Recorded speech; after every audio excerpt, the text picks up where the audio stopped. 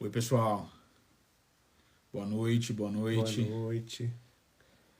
Vamos começando aqui o culto do Evangelho no Lar, número 89. 89. Gente, vocês que forem entrando aí, a gente tá num dia diferente, num horário diferente. Essa semana foi o único horário que nós tivemos. Tô vendo que vocês estão entrando aí já. Boa noite, boa noite. Teve Vocês, uma chuva torrencial aqui na aqui em Minas, quinta-feira tá que chovendo nos muito. impediu de fazer a live. Então a gente vai fazer a live hoje. Como a gente já tá aí 9 e 7 da noite, nós tentaremos ser mais breves, mas a gente jamais vai querer deixar a semana sem o Evangelho. Então estamos aqui no sábado às 9 horas da noite. Pessoal, para nós não perdermos tempo hoje, nós estamos no capítulo 16, nas instruções dos Espíritos, no item 13. Esse item não tem um subtítulo, mas está dentro daquele contexto sobre o qual nós estávamos falando no Evangelho retrasado. Lembrando que no Evangelho passado nós falamos sobre Kardec, porque era... então é nesse subtítulo, Emprego da Riqueza. Emprego da Riqueza. Hoje é a comunicação do espírito de Fénelon, dada na cidade de Argel, capital da Argélia, na África, em 1860, e que Allan Kardec colecionou para integrar o Evangelho segundo o Espiritismo. Gente. Então, para quem está acompanhando no texto, é assim que nós estamos posicionados. Só uma lembrança, né? Fénelon foi primeiro-ministro da França, astrônomo, cientista, uma pessoa de grande responsabilidade política e científica na França antes do surgimento do Espiritismo. Allan Kardec, o professor Denis Arleon o conheceu naturalmente, e ele desencarnou antes da feitura do Livro dos Espíritos, e depois, como espírito liberto, se comunicou várias vezes com Allan Kardec através de várias médiuns e vários médiuns.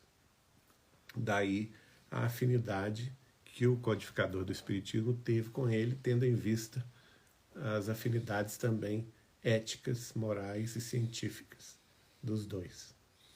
Olha que maravilha, gente, Geraldinho lembrando algumas informações sobre o espírito de Fénelon, um espírito que escreveu muito, né? Muitas mensagens, participou da codificação em vários momentos. Então, alguém a quem nós devemos muito. Pessoa de grande cultura e ao que tudo indica, pelas mensagens que veiculou, também de grande elevação moral. É verdade. Bom, gente, você quer dizer mais alguma coisa? Não. Bom, pessoal, então vamos à nossa prece e depois a gente entra no texto propriamente. Nosso Deus, nosso Pai, de infinito amor, de infinita misericórdia, de infinita justiça, inteligência suprema, causa primária de todas as coisas.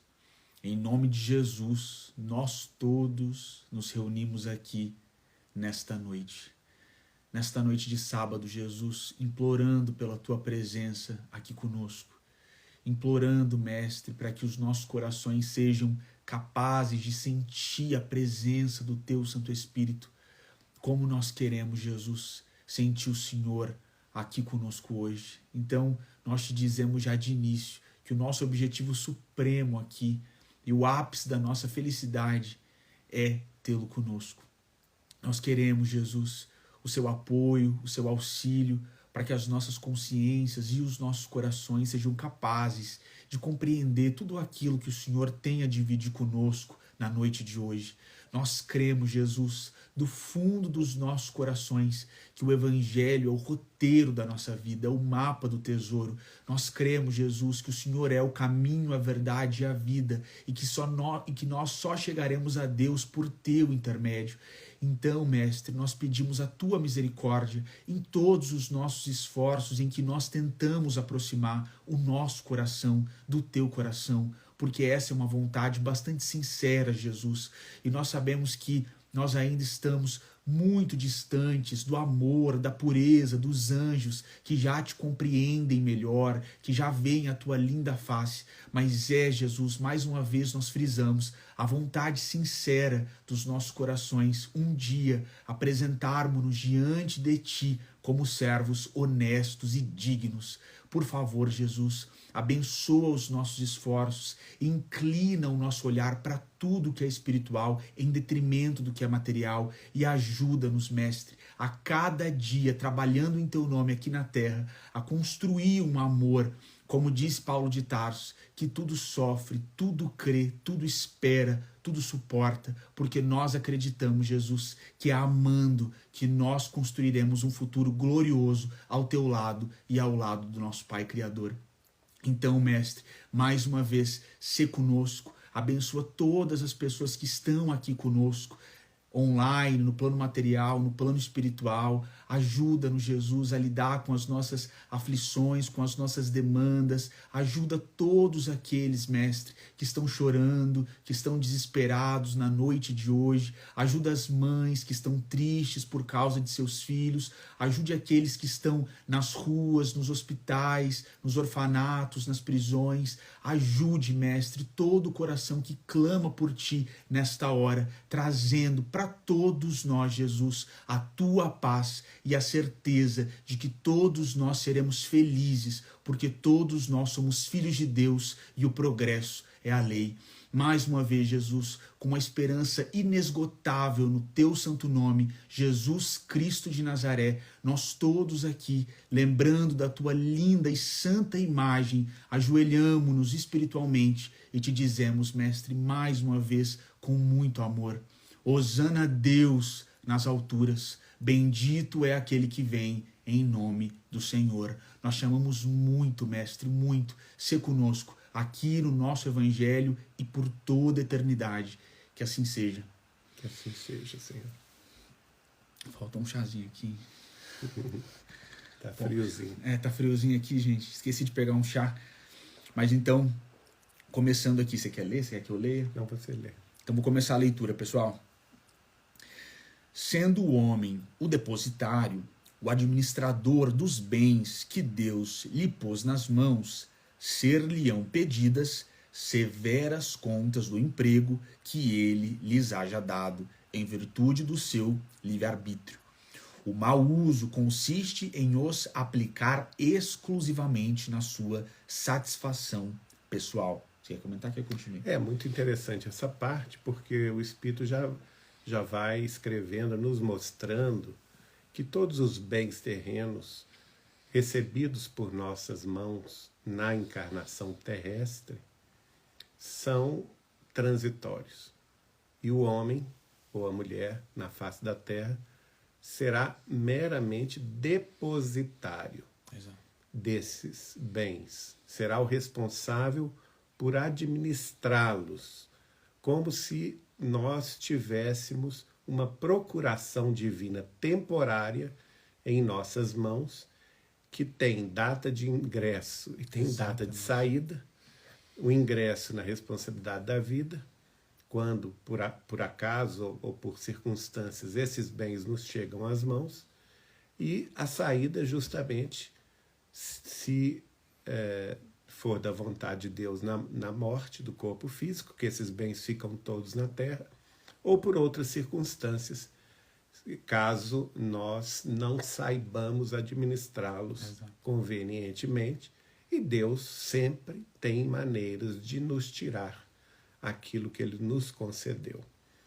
E uma coisa importante, e que esse moto, não é, que essa faculdade que Deus nos dá do livre-arbítrio de utilizar temporariamente dos bens que Ele nos ofertou como teste, como prova, como expiação, ou mesmo como degrau de nossa evolução, conforme nós vamos desenvolvendo esse livre-arbítrio e com ele, a nossa responsabilidade consequente, quer dizer, quanto mais nós exercitamos a nossa vontade de agir, nós vamos aprendendo com essa ação a colher os frutos decorrentes dessas atitudes. Se nós aprendemos a utilizar bem esses bens, aplicá-los bem, aplicá-los no amor, na caridade, no emprego, na justiça, na cultura, na educação, nas artes nobres, na música de inspiração superior, nas tarefas educacionais, nas tarefas espirituais. Se a gente aprende nesse exercício de aplicação conveniente dos bens transitórios da Terra, e a gente vê os frutos benéficos dessa aplicação, quanto mais esses bens serão multiplicados no sentido de novas oportunidades de servir. Da mesma forma que o mau uso desses bens, ou seja, para o egoísmo, para a vaidade, para a sensualidade, para os prazeres dopaminérgicos do mundo, não é? As drogas, o sexo desenfreado, a fama, as futilidades, o jogo, a bebida alcoólica, o psicotrópico, as drogas de toda a natureza, a política, o poder, o poder, a busca pelo poder, pela, vamos dizer assim, para sobressair a sua vontade diante dos outros, né? Então, essas atividades que essencialmente são dopaminérgicas, elas provocam a liberação de neurotransmissores dopaminérgicos que nada mais fazem do que adiar a responsabilidade do ser diante da vida, distraí-lo diante dos apelos da vida material, afastando o indivíduo da sua essência espiritual. Exato. Então, naturalmente, que nós seremos tolhidos a cada passo, enfrentando aí as penosas consequências de nossos desvios, de nossos erros. E por isso, conclui o Espírito nessa frase, ser-lhe-ão pedidas severas contas do emprego que ele lhes haja dado em virtude do seu livre-arbítrio.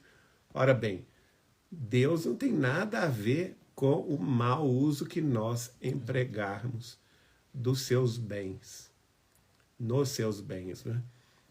Deus, a responsabilidade será nossa, e Deus severamente haverá de nos cobrar sobre esse mau uso. Pessoal, quando o Espírito faz aqui menção a essa palavra do administrador dos bens de Deus, ou dos bens que Deus deu, eu me lembrei imediatamente da parábola do próprio Cristo no Evangelho de Lucas, sobre a qual nós já conversamos aqui, quando Jesus fala do administrador infiel. E Jesus, falando daquele homem que tinha usado mal as suas riquezas que tinham sido ali depositadas em sua conta para que ele desse os frutos para o seu senhor, mas Jesus ainda elogia, porque aquele homem, quando ele percebeu que ele seria demitido, o que ele fez? Ele começou a chamar as pessoas e anotar um valor da conta menor para ganhar a amizade delas. E é nesse contexto que Jesus fala, usem os bens do mundo para granjear amigos, e estes os receberão nas moradas celestiais. Então, como o Geraldinho falou, nós precisamos pensar de uma forma utilitarista os bens da terra para construir bens espirituais. E as amizades, Jesus não frisa isso à toa, como nada que o Cristo disse no Evangelho é à toa. As amizades de fato, as boas amizades, claro, nós estamos falando aqui do que é nobre, do que é digno, mas as boas amizades, gente, elas têm um papel tão importante nas nossas vidas para que nós sejamos capazes de cumprir o propósito para o qual nós fomos chamados no nosso planejamento encarnatório, porque nós precisamos considerar que quando nós usamos essas riquezas para granjear amigos, nós estamos fazendo essas amizades materiais, então, com as pessoas que estão conosco, que estão ao nosso redor, os nossos grupos de amigos, e com os espíritos mentores dessas pessoas. Então a rede de amizade, a rede de apoio, exatamente, se amplia muito. Uma rede de apoio mesmo espiritual com a qual nós podemos contar para desempenhar o nosso propósito aqui na face dessa terra. Então, quando ele traz essa questão do administrador, imediatamente eu me lembrei desse administrador infiel, mas que usou os bens para granjear amigos. E a gente precisa pensar dessa forma. Como tudo que o Geraldinho citou aqui ele é espiritual. Sendo administrador fiel. Ele vai trocar aí de posição porque está construindo bens espirituais. E a gente precisa ter olhos para não perder as oportunidades santas que as possibilidades materiais nos oferecem. Porque, de fato, a gente pode fazer muita coisa. Se a gente pensar, uma pessoa com um celular na mão, que é um bem material, quanto bem ela pode fazer a outras pessoas, quanto ela pode fazer em prol da sociedade. E eu queria destacar que tudo que o Geraldinho falou, essa lista que ele falou aqui, da arte, a cultura, a música, tudo que ele citou é espiritual. São bens, são patrimônios espirituais que continuam conosco. Então, tenhamos olhos bem abertos para perceber essa nossa realidade, a realidade em que nós estamos inseridos e a possibilidade que nós temos de fato, construir um patrimônio espiritual. Quando nós estudamos, né, eu e o João Pedro estamos estudando um livro sobre, aliás, o título é a dopamina. Né?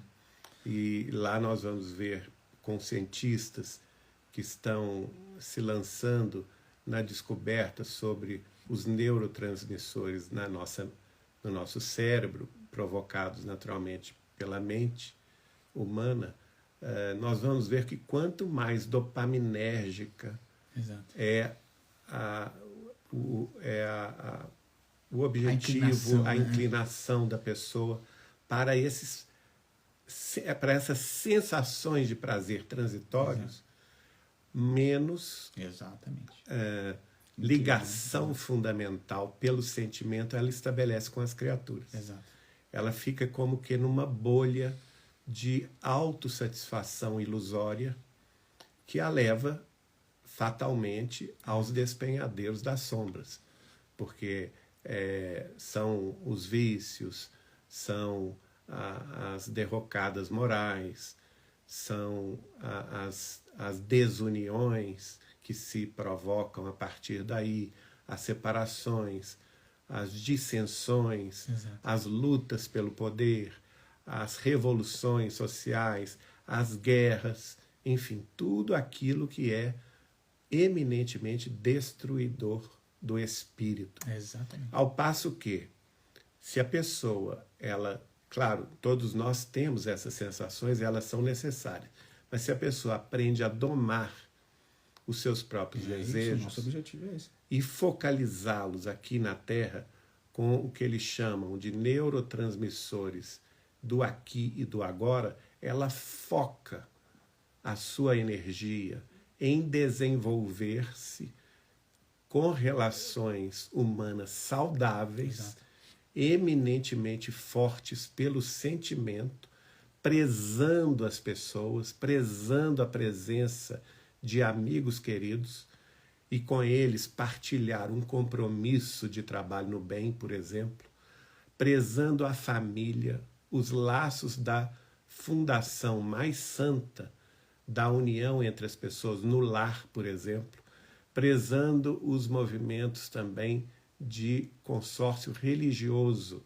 de religiosidade, de busca de espiritualização, de calma, de paciência, de bondade, de fraternidade, de justiça, de amor ao próximo, de caridade, né? Que essas sensações, elas não são imediatas. Elas são de conquista gradual e constante. Diferentemente das sensações dopaminérgicas, que você vai atrás de uma sensação provisória, por exemplo, um prazer de drogadito, que aquilo em segundos se esvai. E a matéria depois tem que ser mais. Exatamente, mais, e aquilo não tem fundo. E você cai no abismo. Ao contrário, não. A construção dessas relações sociais, humanas, a partir da célula central da sociedade, que é a família, o amor de família, o amor de mãe, o amor de pai, o amor de filho, o amor de cônjuges, não é? O amor aos amigos, o amor ao grupo religioso que você se dedica para tarefas de amor, de fraternidade. Essas sensações do aqui e do agora que valorizam o presente, que valorizam a oportunidade reencarnatória. Exatamente. Não é? É exatamente o que o Espírito está dizendo aqui. Você utilizar o seu livre-arbítrio com os bens que Deus te concedeu para a construção sólida da felicidade. Exatamente. Através dessas relações perenes. Não são relações transitórias, são relações perenes.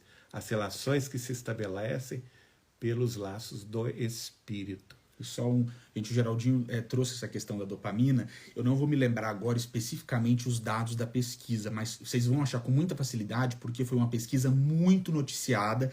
Eu não acho que foi só a Universidade de Harvard, pelo que eu me lembro, foram várias universidades americanas que pesquisaram por muito tempo qual seria o principal fator de vida longa na face da Terra, de saúde, de vida longa, para estender a vida aqui na Terra. E a resposta foi ocitocina. Então, é justamente o que o Geraldinho falou, um neurotransmissor do aqui e do agora. Então percebam como é importante nós investirmos nesse tipo de relação, porque a nossa felicidade está no espírito e não na matéria. E como o Geraldinho falou da dopamina, e esse livro explica muito bem isso, principalmente quando aborda a questão das pessoas viciadas em drogas, porque elas sempre precisam de mais matéria, porque a matéria é muito ilusória. Como você não encontra felicidade nela, como o Geraldinho falou para vocês, conversou conosco aqui. A matéria, ela é ilusória, então, para te enganar de que um dia você vai ser feliz, ela vai sempre te mostrar a necessidade de mais matéria, mais e matéria. A pessoa nunca está satisfeita. E como o Geraldinho falou, até você cair no abismo. Até você cair num abismo, nas trevas, e ter que reiniciar tudo de novo para entender que domar a matéria é importante para que o espírito seja feliz. Sobressaia. E é por isso que o Espírito aqui vai dizer essas duas frases fundamentais. O mau uso do livre-arbítrio, né, consiste em aplicar os bens exclusivamente na sua satisfação pessoal. Olha aí. Exato. Que é a satisfação dopaminérgica. Só você. O egoísmo, o orgulho, a vaidade, exatamente, a fama, o poder. O poder, não é? Ao contrário, diz o Espírito, o emprego é bom todas as vezes que deles resulta um bem qualquer para outrem, para outras pessoas. Então aí entra a caridade, a benevolência, a assistência social, o amor ao próximo, a dedicação, o perdão. Todo o bem que nós pudermos fazer ao próximo nos solidifica nessa conquista da espiritualidade. É muito bonito isso, né, gente? E aí ele conclui, o mérito é proporcional ao sacrifício que a criatura se impõe. E aí, gente, eu não comentei, mas eu queria comentar, logo que o Geraldinho começou a ler, a gente precisa sempre se lembrar a seguinte realidade afirmada pelos espíritos superiores no Livro dos Espíritos. O nosso livre-arbítrio, ele é proporcional ao nosso nível de intelectualidade e não ao nosso nível de amor, a nossa moral. É muito importante separar isso, gente, porque quando a gente entende livre-arbítrio é proporcional à intelectualidade, essa frase que o Espírito trouxe, o mérito é proporcional ao sacrifício que a criatura se impõe, essa frase ela fica muito clara. Entendendo a realidade e lutando contra a sua matéria, contra as suas más inclinações, quanto maior o sacrifício, porque você já entendia isso, exato, maior o mérito. Da mesma forma, quanto mais você entende e não se sacrifica, maior o demérito, maior o problema de consciência. Vamos prosseguir. Onde que a gente está? A beneficência. Então, continuando a leitura, você quer que eu faça? Então, a beneficência é apenas um modo de empregar-se a riqueza. Ela alivia a miséria atual, aplaca a fome, preserva do frio e proporciona abrigo a quem não o tem. Há, porém, um dever igualmente imperioso e meritório, o de prevenir a miséria. Olha aí, a gente já falou muito aqui sobre a criação de emprego, sobre essa postura ativa social. Esta é a missão das grandes fortunas, mediante os trabalhos de todo o gênero que com elas se podem executar. Continua, você quer? Pode continuar. Pode continuar. E mesmo tirando legítimo proveito desses trabalhos, o bem não deixaria de existir, porque o trabalho desenvolve a inteligência e enaltece a dignidade do homem. sempre cioso de poder dizer que ganha o pão que come, ao passo que a esmola humilha e degrada. Exato. Então aí a gente vai ver uma coisa importante, né? Primeiro que a beneficência é um modo extraordinário de bom emprego da riqueza, ninguém duvida disso. Todas as obras meritórias no campo da educação, no campo da cultura, no campo da caridade, da assistência social, o emprego de recursos para beneficiar comunidades carentes, isso sem dúvida nenhuma, não, sem discussão, está muito claro que é um dever de todo aquele que tem recursos.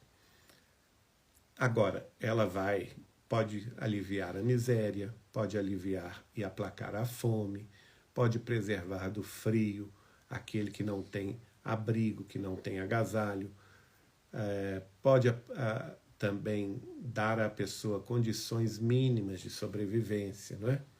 Então, isso aí é muito claro, não há que se comentar sobre isso.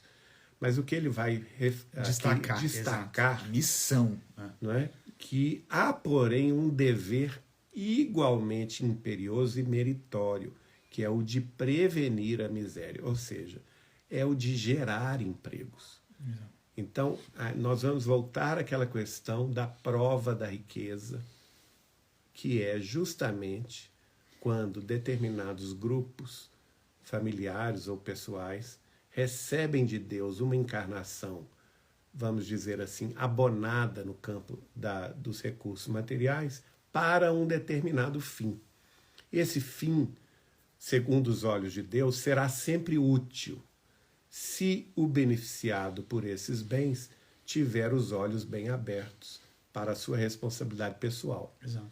Então, a pessoa vai receber esses recursos e ela vai enxergar nesses recursos uma possibilidade de fazer o bem coletivamente falando. Então, não é auxiliar uma família, não é fazer um ato de caridade, não é tirar alguém da miséria, nem aplacar a fome ou a sede de alguém, nem dar um agasalho ou um cobertor, ou mesmo ajudar no remédio de quem esteja passando necessidades do corpo. Ela vai criar empregos. Então, esta é a missão das grandes fortunas, dessas pessoas que nascem com uma determinação muito maior do que a mediana das pessoas. É diferente. E se destacam na multidão pelo empreendedorismo, pela insatisfação momentânea com o que elas têm ao seu alcance. Elas estão sempre querendo criar mais empresas, elas estão querendo sempre investir em tecnologia, em ciência, elas estão querendo buscar parceiros estudiosos de determinados campos de atividade que são fronteiriços na ciência. E, a partir daí, elas criam um mundo novo. Né? Nós tivemos aí, recentemente, o exemplo do Elon Musk, que a cada nova... Foi ontem, anteontem. Quinta-feira. A cada ano que vai passando, vai apresentando novos desafios. Exato. E ele nos mostrou aí 3 ou 4 novos campos de investimento das empresas que ele dirige, entre elas a Tesla, que vai modificar o cenário do mundo no campo da tecnologia, no campo dos transportes, no campo da robótica, no campo inclusive da prevenção de acidentes, uma vez que os carros, os táxis, as vans serão todas autônomas, sem a presença humana, dirigidas por inteligência artificial, tudo perfeitamente controlado por comunicações instantâneas de satélite e também com sensores ultrassensíveis que são, segundo ele próprio diz, várias centenas de vezes maiores em capacidade do que as capacidades humanas. Maior, não é? Uma abrangência então maior. Vejam só, quantas multiplicações de postos de trabalho, de novos campos de pesquisa, de investigação científica, de descobertas extraordinárias nós estamos vendo, né? Recentemente ele, por exemplo, recebeu a aprovação do FDA, que é o Food and Drug Administration, nos Estados Unidos, a aprovação dos óculos. Dos óculos, eles, em inglês chama-se device, que é um aplicativo, né? Propriamente, que é um óculos que vai dar visão, que já dá visão aos cegos. Gente. Isso é muito aos legal. Cegos, gente. De nascença. Simplesmente por se implantar um chip no determinado ponto do cérebro da pessoa cega, ela pode ser cega de nascença. E esse chip, com ligação com o óculos que ela vai usar, vai dar a ela capacidade de visão. Imagina a maravilha que isso é para a pessoa cega. Isso é a prova clara de que nós estamos caminhando para um mundo em regeneração. Pelo amor de Deus. Então é exatamente esse ponto, né? Em que o emprego da riqueza... E é legal porque ele fala, esta é a missão das grandes fortunas. É uma afirmação categórica. Do Espírito, olha, mediante os trabalhos de todo gênero, exato, que com ela se podem executar. Não é? Porque ele, por exemplo, para mim é um benfeitor da humanidade. Eu digo nas minhas palestras que eu acho que ele é a reencarnação do próprio Tesla. E ele fala que ele é, né? Não é?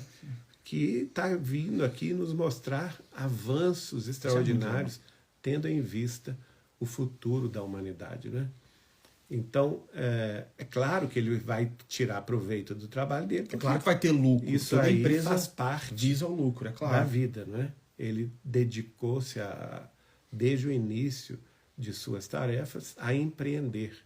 Ele criou o PayPal, ele criou outras empresas como a própria Tesla, o SpaceX e assim sucessivamente. Mas esse lucro é investido... Aqui fala, o Espírito fala, e mesmo tirando legítimo proveito desses trabalhos, porque a inovação vem dele, não é? O bem não deixaria de existir. Quantas pessoas beneficiadas? Nossa, imagina esses óculos, gente. Não é?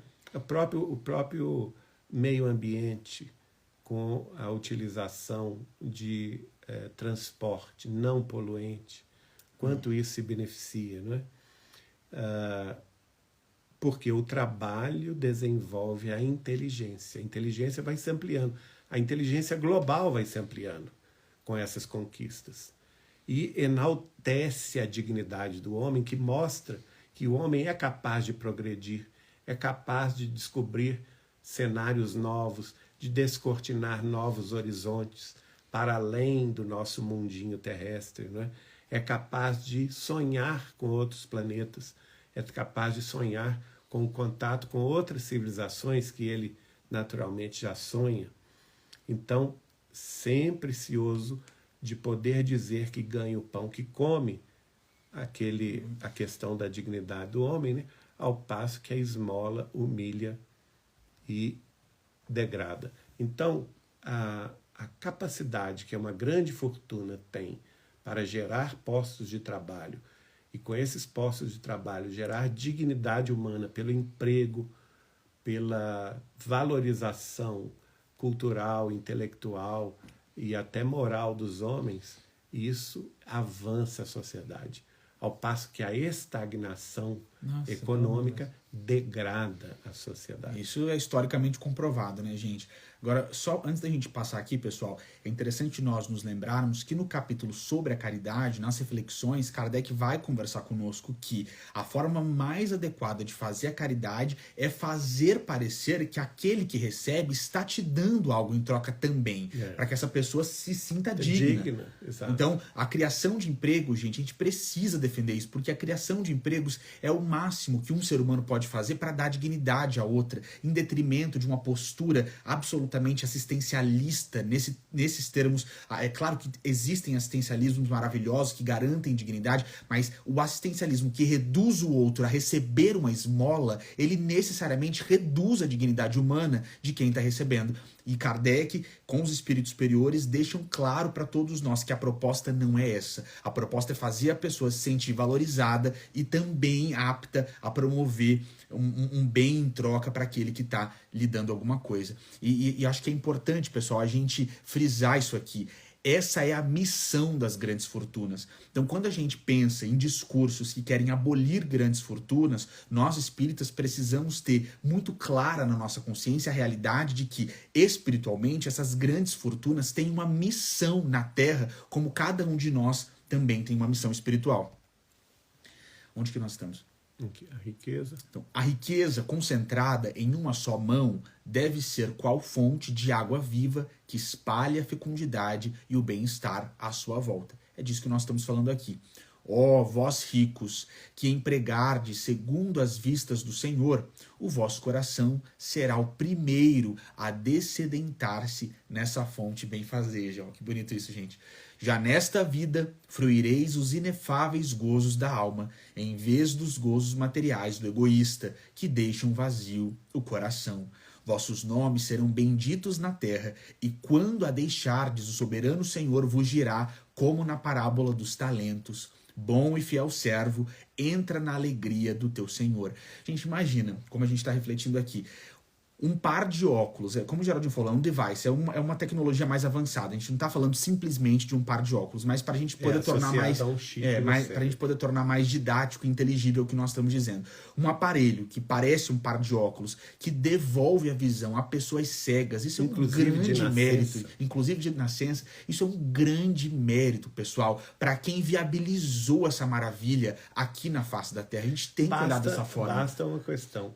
Você se colocar na posição de do quem cego. Precisa, exatamente, de quem está precisando daquilo. E pergunte a ele se ele se sentiu feliz. Imagina, gente, por isso que o Espírito está falando aqui desse regozijo. Imagina a gratidão da pessoa que colocar aquilo e poder enxergar o mundo novamente, a gratidão que ela vai sentir a todos os envolvidos naquele processo de criação dessa tecnologia. E é claro que a cada um que colaborou para que essa criação viesse ao mundo, será atribuída uma parcela dessa bênção celestial, da gratidão de todo mundo que for beneficiado com isso. Eu fico muito emocionado com esse tipo de tecnologia chegando aqui no planeta Terra, porque é a prova de que nós estamos avançando, que esse passado obscuro das dores, da matéria tão degradante e degradada, esse passado escuro está ficando para trás. Nós temos visto aí, eu tenho publicado no meu Facebook sempre, notícias provenientes do Instagram a respeito das conquistas científicas no campo das ciências ligadas à medicina, descobertas fantásticas no tratamento do câncer, de outras doenças degenerativas, mesmo, né? Do diabetes e tal. E são pesquisas muito recentes, né?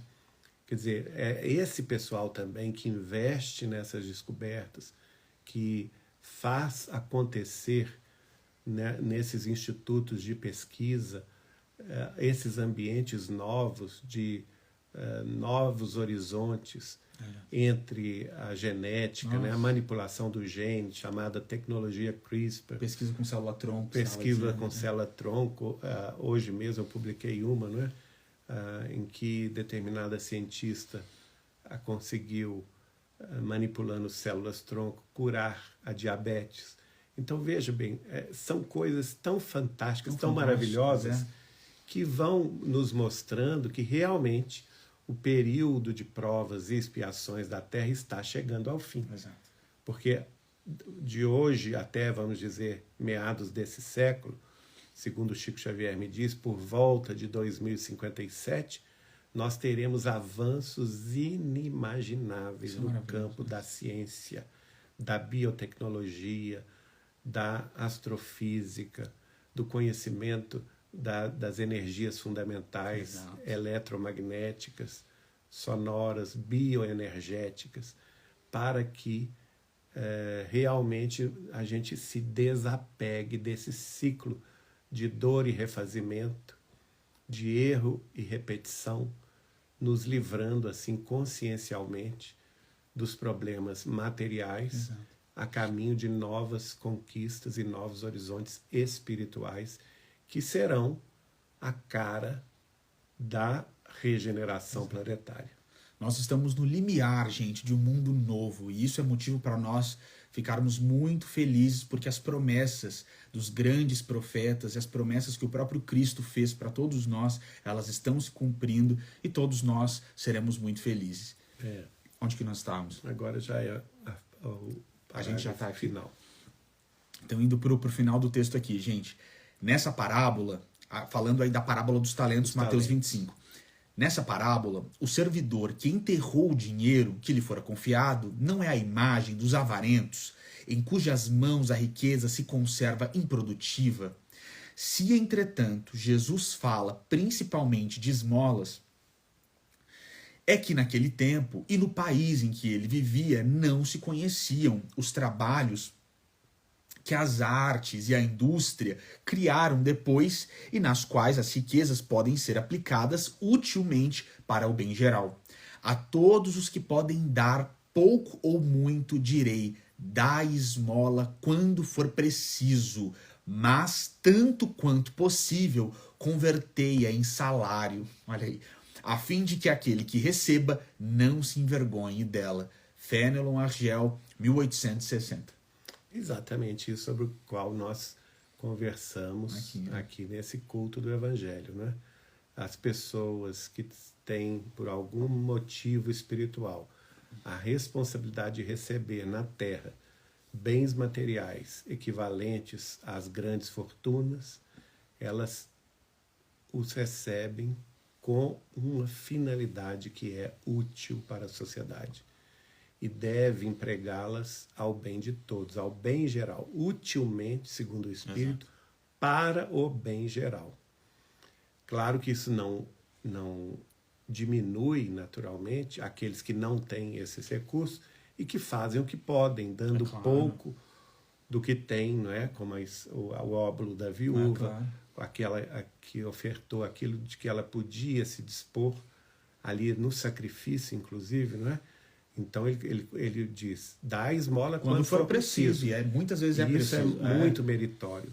Mas tanto quanto possível, e aí naturalmente essa frase se dirige àqueles que mais têm, convertei a esmola em salário, em emprego, em postos de trabalho, através da inventividade, através do empreendedorismo, através da movimentação, do progresso, da liberdade econômica, porque sem liberdade econômica, sem liberdade de pesquisa, sem liberdade de pensamento, as nossas universidades não podem ficar trancadas em conhecimentos estanques. E do passado. Né? Em ideologias paradas no tempo. Elas têm que ser abertas ao livre pensamento, à livre pesquisa, à livre iniciativa, porque todos os países mais capazes no mundo, aqueles que estão considerados no topo da inventividade, no topo da produção, no topo da produtividade, todos eles, nós vamos observar, isso é fato das ciências econômicas, e são justamente os países onde se pode inovar com liberdade. Né? São os países onde a pessoa ela pode sair de um ambiente social de pouca evolução, mas pelos seus próprios méritos ascender e causar revoluções no sentido científico, tecnológico, de descobertas extraordinárias no campo da ciência, no campo da medicina, no campo das relações econômicas como um todo, não é? Das organizações da indústria, do comércio, das transações. E quantas coisas novas surgiram nos últimos 10 anos. Exato. Não é? Se a gente for ver quantas empresas extraordinárias surgiram, que 10 anos atrás nem existiam, que 20 anos atrás nem existiam, e que hoje fazem parte do nosso dia a dia. Por quê? Porque teve alguém que começou numa garagem, não é? Com poucos recursos, mas aplicado em descobrir uma coisa nova, e foi recebendo apoio de amigos e logo se transformaram em empreendedores extraordinariamente capazes de mudar o modo como nós operamos a nossa vida terrestre. E isso faz parte do progresso, não é? Como o Espírito está dizendo, na época de Jesus, isso não existia. Então, a única condição que Jesus tinha de falar a respeito da beneficência era dar esmolas. Mas hoje, passados 20 séculos da vida do Cristo na Galiléia e na Judéia distantes, a sociedade já se organizou o bastante para compreender esses benefícios. Então, ele fala das artes, exatamente. Né? Imagina alguém que pode ler num asilo, cantar para as pessoas, né? Imagina, então, tocar para as pessoas. Quantas coisas, ainda hoje eu estava comentando com o João Pedro, que na década de 80, não é? Eu estudava piano, tocava piano, Eliana era professora de piano, e nós gravávamos fitas cassete, hoje. Fitas cassete de música erudita que nós tocávamos ao piano para o Chico Xavier, porque ele gostava muito. Ele tinha um pequeno gravadorzinho de mesa que ele colocava essas fitas cassete, onde ele gostava muito de ouvi-las enquanto psicografava as mensagens em casa. Mensagem de Emmanuel, André Luiz, Bezerra, enfim. Então nós tínhamos essa função, né? A gente sempre gravava em casa, ela e eu ao piano, e gravávamos uma série de fitas e levávamos ao Chico. E ele ficava muito feliz. Olha que legal essa história, gente. Porque ele sempre gostou muito de música erudita, sempre. Ele tinha predileção pelos compositores como Beethoven, como Chopin. Gostava muito de Brahms também. O Chico era uma pessoa muito erudita nesse gosto musical, não é? E ao levarmos essas fitas para ele, e aquilo, hoje a gente vê, é uma carroça, né? Um determinado dia, ele vira-se para nós e disse assim, olha, isso é uma maravilha, mas eu não vou ver isto, porque não vou viver o suficiente. Mas você, Geraldinho, há de ver isso ainda no futuro. No futuro, vocês serão capazes de ter todas as músicas eruditas do mundo, bem como todas as outras músicas populares também do mundo, num aparelhinho. Vai caber tudo dentro disso. E eu custei acreditar. Falei assim, Chico, mas isso é quase uma impossibilidade. Fala que você falou da fita. A fita, para a gente gravar, leva um tempo. Então, o tamanho dessa fita tinha que ser tão grande. Eu não tinha ideia do que ele estava falando, né? Olha, gente. Mas ele sabia muito bem, porque o Chico veio do futuro, é óbvio. Ele sabia. Né? Ele veio de planos, de mundos muito mais elevados. E ele, de certa forma, nos previu o quê? O Spotify, esses aplicativos todos, que tem todas as músicas ao nosso alcance na hora que a gente liga ou se sintoniza ali naquela playlist. E hoje nós podemos fazer isso no nosso lar, no conforto do lar, no conforto do trabalho, com a maior facilidade. E naquela época, pensa 40 anos atrás, 30 anos atrás, era uma coisa impossível.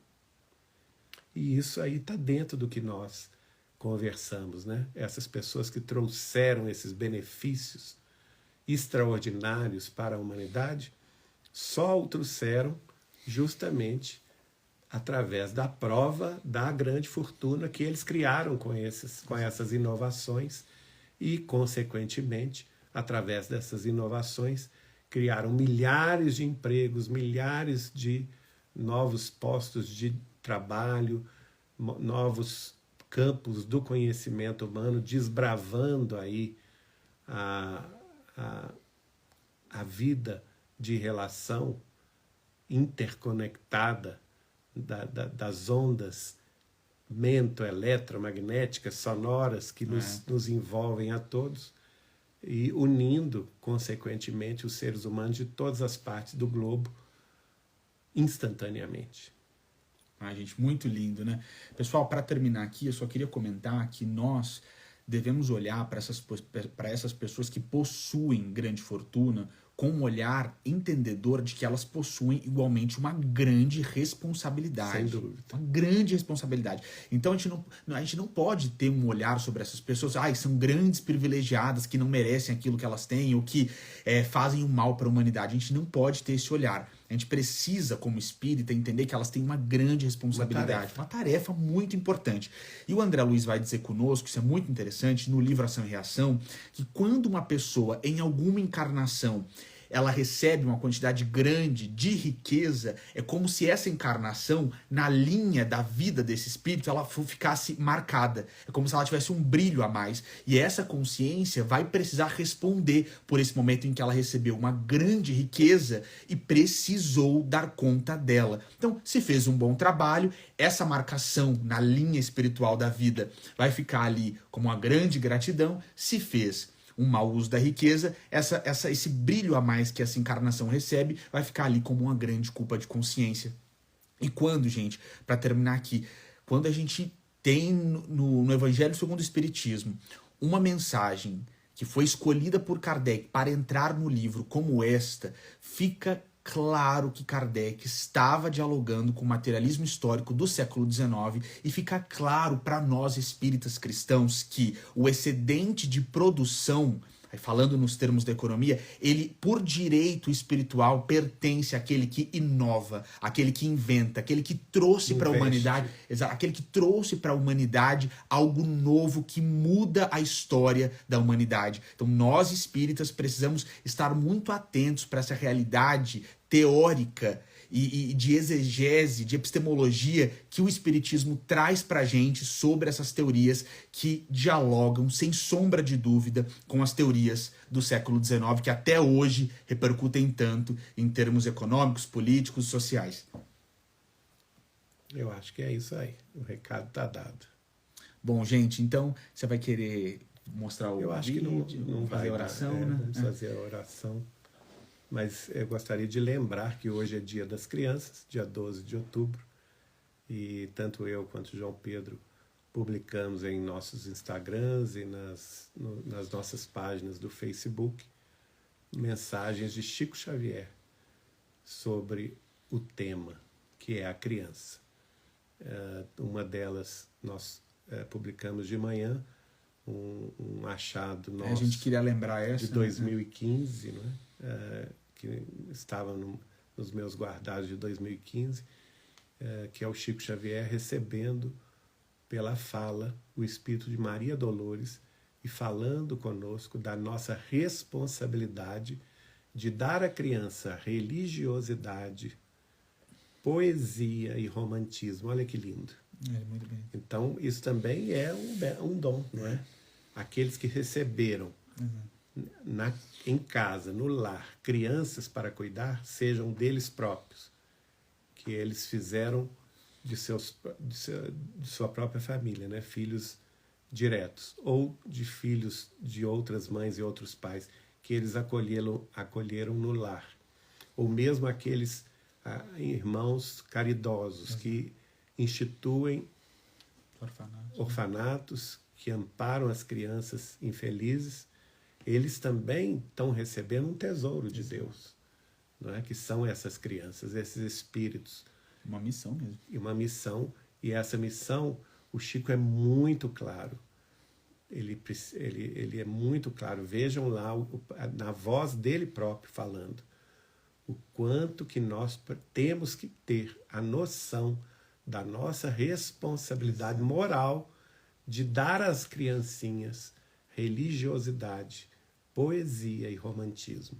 Isso é de uma beleza extraordinária e caso nós não o façamos também, nós seremos cobrados amargamente sobre os maus frutos do uso e do abuso da infância. Não é? Ele também se lamenta muito na mensagem de Maria Dolores sobre os desvios que as nossas pobrezinhas crianças muitas vezes são submetidas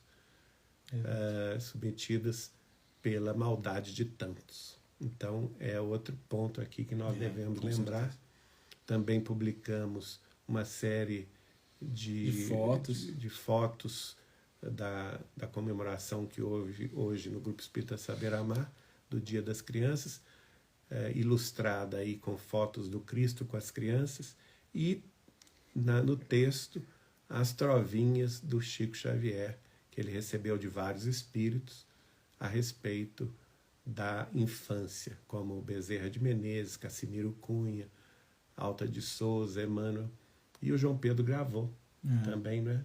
E aí, pessoal, para finalizar aqui, já que o Geraldinho lembrou muito bem dessa questão da infância, eu vi que algumas pessoas me mandaram mensagem, alguém até comentou lá no vídeo, pelo momento que eu tinha visto, que cortou, infelizmente, gente, por uma falta de atenção minha, cortou o final do vídeo. Mas era isso que eu estava dizendo, que todo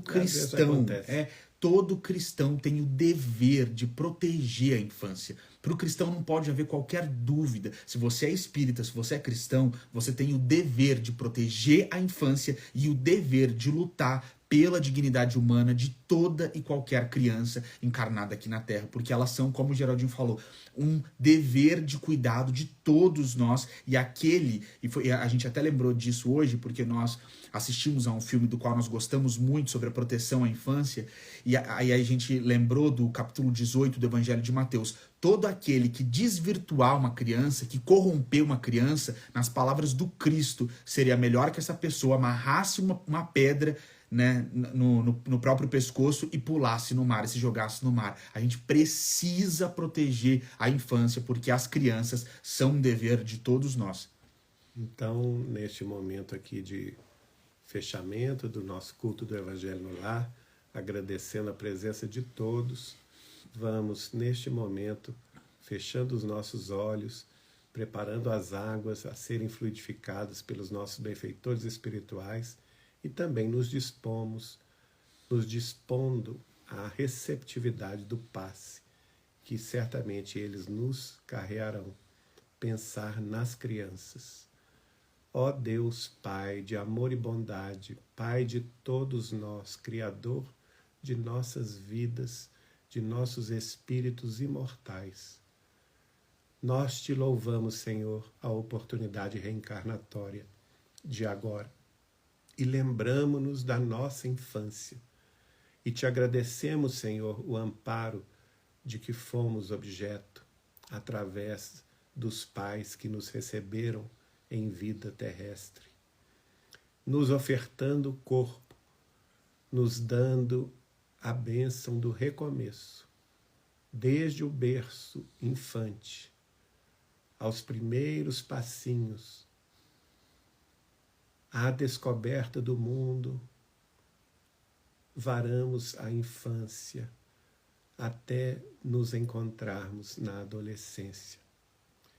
E neste processo, quantos mestres, quantas professoras e professores eméritos surgiram, dando-nos a presença da luz do conhecimento, preparando-nos a cabecinha para o acordar na juventude mais adiante.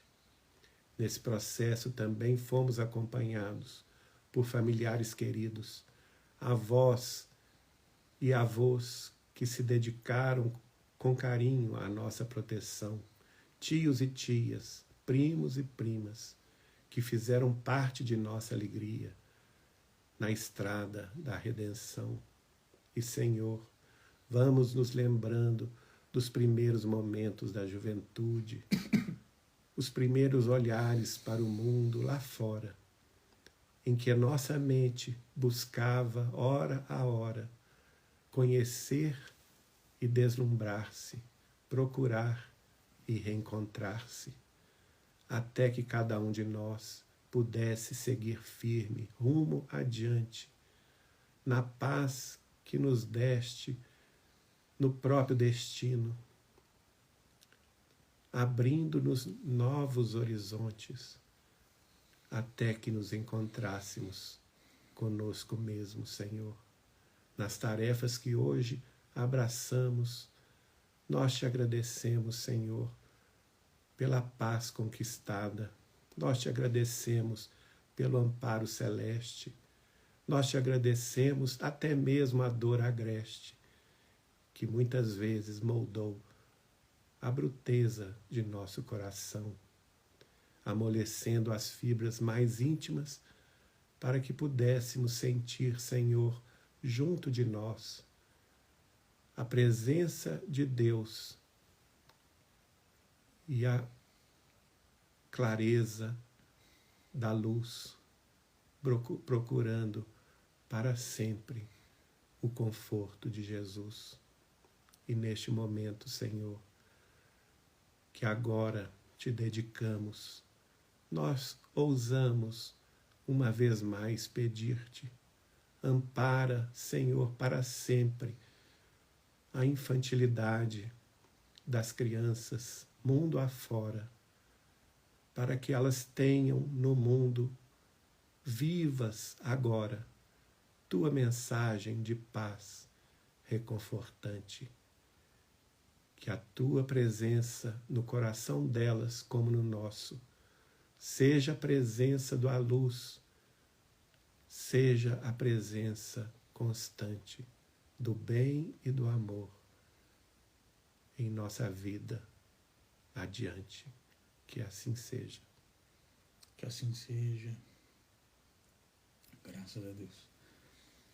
Bom, pessoal, então depois dessa prece linda aqui do Geraldinho, nós finalizamos o nosso culto desta noite de sábado. Hoje a gente precisou fazer num dia diferente. E na semana que vem nós retornamos o culto para quinta-feira, tá bom? Às 20h30 da noite. Até lá. Beijo. Beijo, pessoal.